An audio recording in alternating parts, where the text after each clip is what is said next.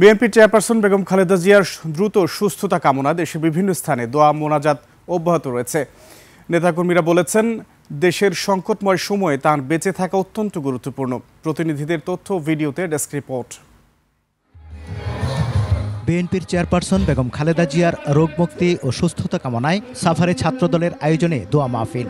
যোগ দেন ডাকসুর সাবেক ভিপি আমানুল্লাহ আমান। বিএনপির ভারপ্রাপ্ত চেয়ারম্যান তিনি খুব দ্রুত দেশে ফিরবেন।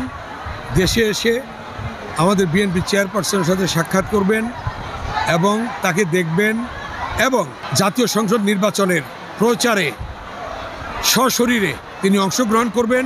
খুলনায় সাবেক প্রধানমন্ত্রী বেগম খালেদা জিয়ার সুস্থতা কামনায় গরু জবাই করে দুস্থদের মাঝে বিতরণ করেছে মহানগর বিএনপি। প্রত্যেকটি এতিম তারা খেয়ে এটা দোয়া করবেন, আল্লাহ রাব্বুল আলামিন সকলের দোয়া ইনশাল্লাহ দেশের থেকে আমাদের মাঝে আবার ফিরিয়ে আনবেন। বিকেলে গাজীপুর শহরের রাজবাড়ী মাঠে মহানগর বিএনপির উদ্যোগে হয় গণদোয়া। জামালপুরের ফৌজদারি মোড়ে দোয়া মাহফিলের আয়োজন করে জেলা বিএনপি। নারায়ণগঞ্জের মাছদার এলাকায় দোয়া মাহফিল করে জেলা যুবদল। বক্তারা বেগম খালেদা জিয়ার দ্রুত সুস্থতা কামনা করেন। হবিগঞ্জে নিজের বাড়িতে বেগম খালেদা জিয়ার রোগমুক্তি কামনায় দোয়া মাহফিল আয়োজন করেন সদ্য বিএনপিতে যোগ দেওয়া অর্থনীতিবিদ ডক্টর রেজা কিবরিয়া।